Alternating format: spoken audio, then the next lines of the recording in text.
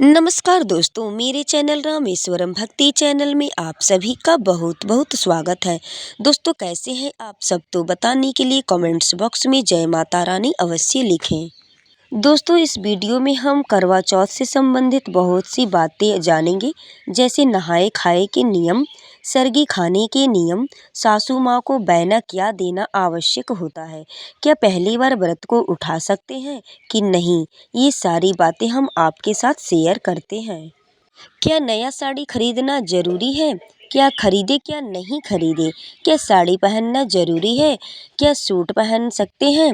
ये सारी बातें आपसे शेयर करती हूँ और आइए सभी आवश्यक बातें जान लेते हैं। बहनें, करवा चौथ का व्रत कार्तिक माह के कृष्ण पक्ष की चतुर्थी तिथि को मनाया जाता है। हर सुहागिन महिलाएं अपनी पति की लंबी आयु की कामना करते हुए इस व्रत को रखती हैं। इस साल करवा चौथ का व्रत 1 नवंबर दिन बुधवार को रखा जाएगा। चौथ तिथि का प्रारंभ दोस्तों 31 अक्टूबर मंगलवार के दिन रात 9:30 से शुरू हो जाएगी और 1 नवंबर बुधवार को 9:10 पर चंद्र दर्शन के बाद चौथ तिथि समाप्त होगी। दोस्तों, नहाए खाए का दिन रहेगा 31 अक्टूबर दिन मंगलवार को और बाल धो कर के आप लोग उसी दिन स्नान कर लें अच्छी तरह से और लहसुन प्याज और तामसिक भोजन का सेवन ना करें। ये सब चीज़ों को आप त्याग दें और शुद्ध शाकाहारी भोजन करके व्रत का नियम करें। दोस्तों, सरगी आप लोग रात में 12 बजे के बाद उठकर 2 से ढाई बजे के करीब यानी 3 बजे के करीब उठकर चाय पानी आप लोग पी लें। कुछ फल भी आप लोग खा सकते हैं, नारियल का पानी पी सकते हैं। ऐसा कहा जाता है कि मतलब सरगी खा लेने से दिन में प्यास नहीं लगती और शरीर की ऊर्जा बनी रहती है। तो दोस्तों, ऐसा आप लोग करें नियम।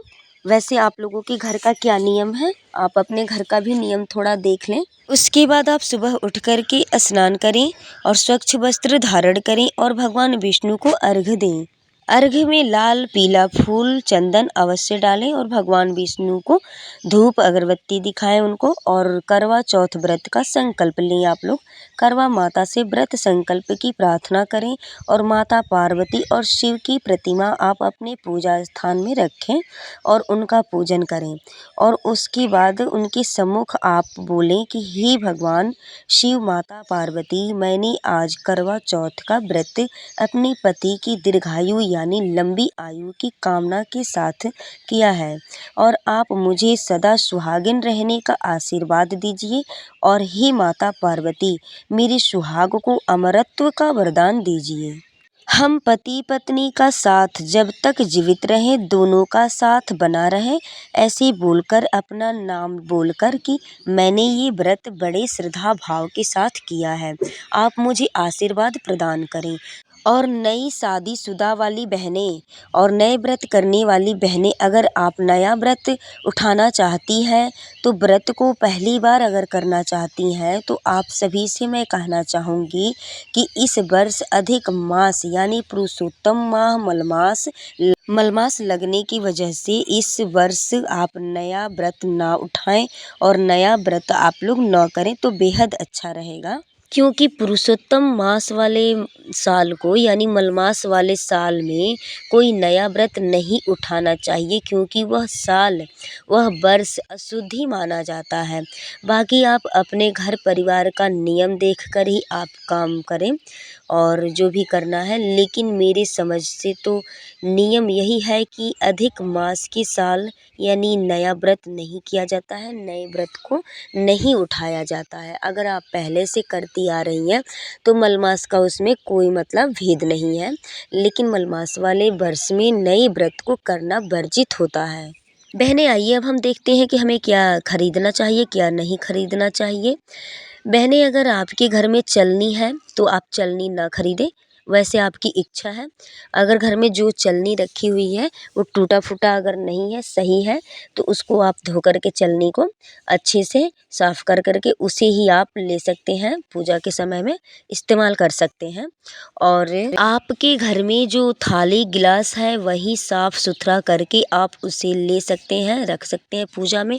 और कोई भी बर्तन आप पूजा में रखें वह कहीं किनारे से फटा चटा चटका उज्ज्वल न हो और मिट्टी का बर्तन आपको नया खरीदना है, क्योंकि मिट्टी का कोई भी सामान बर्तन एक बार इस्तेमाल करने पर वह पूजा पाठ में इस्तेमाल करने पर जूठा हो जाता है। और करवा आप लोग नया मार्केट से खरीद करके ले आएँ। और अब रही साड़ी की बात, तो साड़ी आप नया खरीदें कि ना खरीदें, आइए इस बातों पे भी चर्चा करते हैं। बहनें, आप व्रत वाले दिन साड़ी ही पहने तो बहुत ही शुभ होगा। आप सूट या फिर कोई और वस्त्र धारण न करें, क्योंकि पूजा करने में, जो कि पूजा पाठ में, व्रत में, और साड़ी ही उत्तम माना जाता है पूजा पाठ के लिए। हमारे हिंदू धर्म में साड़ी पहनावा ही शुभ होता है। तो आप लोग साड़ी पहने तो बहुत ही उत्तम होगा। और आपको काला और नीला साड़ी का कलर नहीं रखना है। आप उस दिन लाल, पीला, नारंगी साड़ी पहने तो माता पार्वती प्रसन्न होंगी और आपको उनका आशीर्वाद भी प्राप्त होगा। वैसे आप चाहें तो काला, नीला रंग को छोड़कर और सफ़ेद रंग की साड़ी को छोड़ कर के आप, जो कि किसी भी कलर का साड़ी आप पहन सकते हैं, बल्कि लाल और पीला हो तो बहुत ही शुभ होगा। बहनें, आप लोग उस दिन लाल, पीला चूड़ी पहने और आप अपनी शादी की चुंदरी को ओढ़कर ही करवा का पूजन आप लोग करें। और एक बात मैं आप सभी को बता दूं कि अगर किसी भी व्रत पूजा में आप नई साड़ी नहीं खरीद पा रही हैं, तो आप अपने शादी वाले जोड़े को, यानी शादी वाले साड़ी को ही आप अच्छे से उसको साफ़ करके, धो करके पहन लें, क्योंकि वह बहुत ही अच्छा और शुभ होता है। कहते हैं कि भगवान हमारा सुहाग बनाए रखें, ताकि हम सुहाग की सामग्रियाँ पहन सकें। ऐसा हमें भगवान ईश्वर लग्न करें, हमें ऐसी प्रार्थना करनी चाहिए उनसे। और इस कामनाएं को करते हुए आप जो भी सामान सामग्री रखी हुई हैं और चूड़ी वगैरह, जो भी श्रृंगार का सामान, आप उसे यूज कर सकते हैं। कोई ज़रूरी नहीं है कि आप नया ही खरीदेंगी तो करवा चौथ का व्रत करेंगी आप, ऐसा कुछ भी नहीं है। सुहाग आपका है, सुहाग का सामान आपका है, तो आप यूज किए हुए भी सुहाग को मतलब यूज कर सकते हैं। वैसे तो इसमें 9 कलफ यानी सब चीज़ नया रहता है, लेकिन अगर नहीं आपके पास हो पा रहा है तो आप जो रखें उसको ही पहन के आप लोग करिए। और एक बात और आप लोग ध्यान रखें कि करवा चौथ के दिन आप अपने सिंदूरा के सिंदूर से अपनी मांग को भरें। सिंदूरा से ही सिंदूर लगाएं और नया बिछुआ, पायल, चूड़ी, बिंदी, लिपस्टिक, नेल पॉलिश, मेहंदी, ये सभी सामग्री आप मार्केट से ख़रीद लें। और अगर नहीं हो पा रहा है तो आपके पास जो कुछ पहले से है आप वही सब पहनकर आप व्रत को करें। बस मन में भाव और भक्ति होनी चाहिए। बहनें, आप करवा चौथ के व्रत में आप जो चढ़ाया हुआ सामान है उसको अपने सासू माँ को अवश्य दें। श्रृंगार का सामान, साड़ी, ये सब चीज़ें सासू माँ को आप उपहार में उनको भेंट दें, और बायना के रूप में उसे बोला जाता है।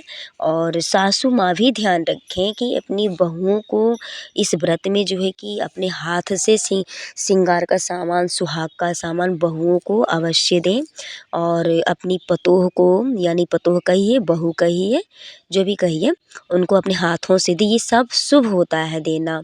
और ख़ास कर अगर व्रत वाले दिन आप और कुछ नहीं दे पा रही हैं तो अपनी बहू को सिंदूर और बिंदी का पत्ता और सिंदूर सासू माँ अपने हाथों से बहू को इस व्रत में, या फिर तीज व्रत है, अपने हाथों से ज़रूर खरीद करके देना चाहिए। ये एक सुहाग का प्रतीक है और शुभ होता है, तो ऐसा सासू माँ लोग अवश्य करें, ऐसा मतलब ध्यान दें। और शाम को पूजन करने के बाद से, करवा का पूजन करने के बाद से, अर्घ देने के बाद से आप क्या करें कि अपने घरों में जो बड़े लोग हैं उनको पैर छू करके प्रणाम करें, उनका आशीर्वाद प्राप्त करें आप लोग। तो इन सारी बातों को ध्यान में रखते हुए व्रत को करना है। और करवा चौथ की आप सभी को ढेर सारी शुभकामनाएं मेरी तरफ से। और मेरा अगर वीडियो पसंद आता है तो आप चैनल को सब्सक्राइब, लाइक और बेल आइकन को अवश्य प्रेस कर लें, ताकि हमारी आने वाली वीडियो आप तक पहुंच सके। हमारे वीडियो में बने रहने के लिए आप सभी का बहुत बहुत धन्यवाद।